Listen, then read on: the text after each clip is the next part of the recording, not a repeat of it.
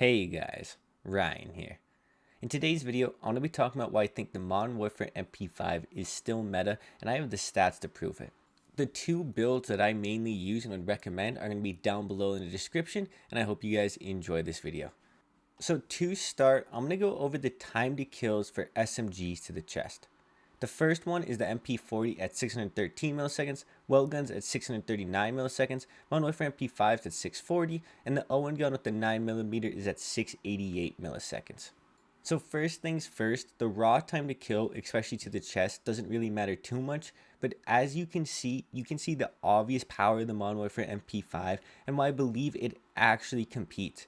Because one of the other parts about any gun is the subjective power of it. This includes things like feel, because of mobility, because of hip fire, because of ease of use, of recoil, whatever. And that's where I think the MP5 really shines. A prime example of this is going to be in the hip fire capabilities this gun has. As long as you have the 5mW laser equipped, this thing is a hip fire machine, and the amount of times you're going to survive and be able to kill kids just simply because of the ridiculous hip fire is outrageous.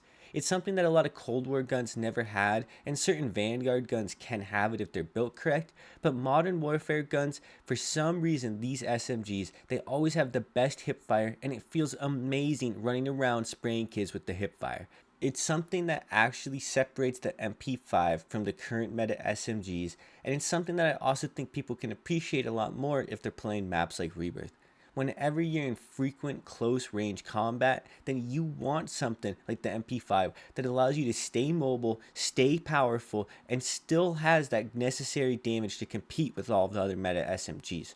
Now, of course, there's so much more that goes into a time to kill than just the raw numbers like that. You have to factor in damage range, damage to limbs and everything, but look at this gunfight. He's up close, he can barely hit me because all I have to do is hip fire. The hip fire is super accurate, and because the damage is as good as it is, that means you can compete with almost anything, because as long as you have pretty or even semi-decent movement, you're going to cause people to miss one or two shots, and that's all you need to win these gunfights.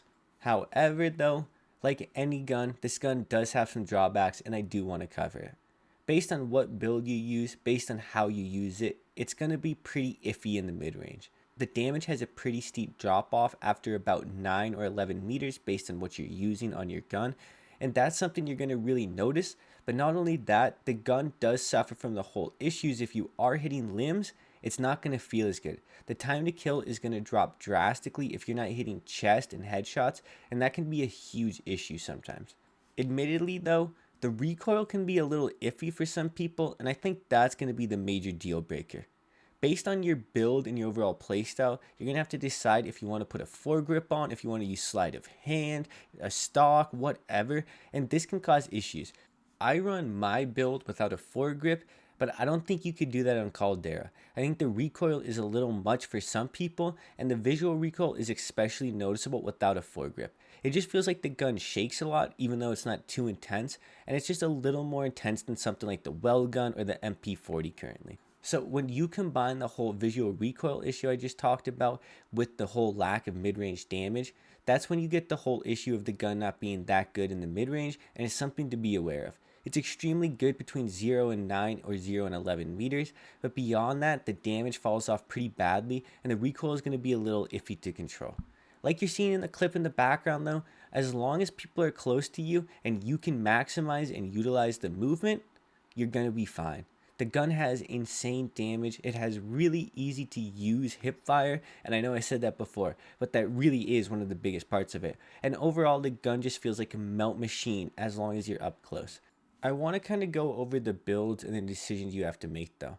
One of my personal favorite builds is to use it with the Monolithic integral suppressor, 45 round mags, the FTAC Collapsible, 5mW laser, and then sleight of hand.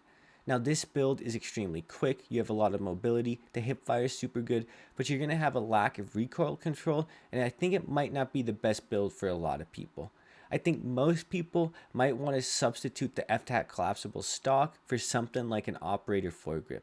The reason why I'd recommend the Operator Foregrip over something like the Commando is because it's going to impact your movement speed the least while still giving some of the best recoil control for you, and I think that's something key to focus on.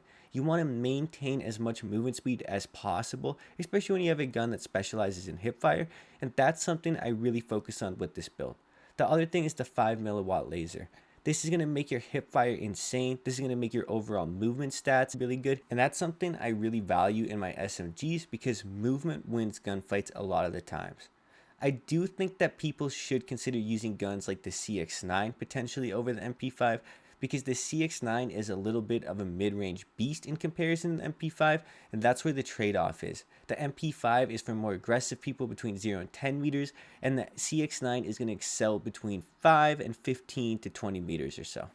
I do kind of currently think that guns like the MP40, the Blixen, and even the Type 100 might be a little better for some people, and especially the quote-unquote ultra sweaty.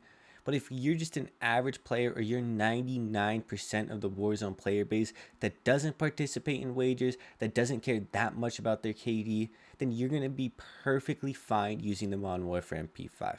The gun is more than competitive enough in terms of time to kill. It's more than competitive enough in terms of subjective feel and things like movement and hipfire and all of that. And overall, if you like this gun, if you like Modern Warfare guns, then why not use it? There's really no reason not to use this thing, and that's what I want to make clear in this video. If you are a fan of this gun, if you are a fan of Modern Warfare guns, then don't fear using this thing because it destroys. I loved using it. I had so much fun using it with the hipfire, the whole mobility aspect, and it's one of the most underrated SMGs, and it's definitely meta. It might not be the absolute S tier, but it's definitely A tier in my meta list, and that says a lot. So anyways, guys, I hope you enjoy this video. It's been Ryan. I hope you have a good day, and I hope you enjoy using this MP5. Peace.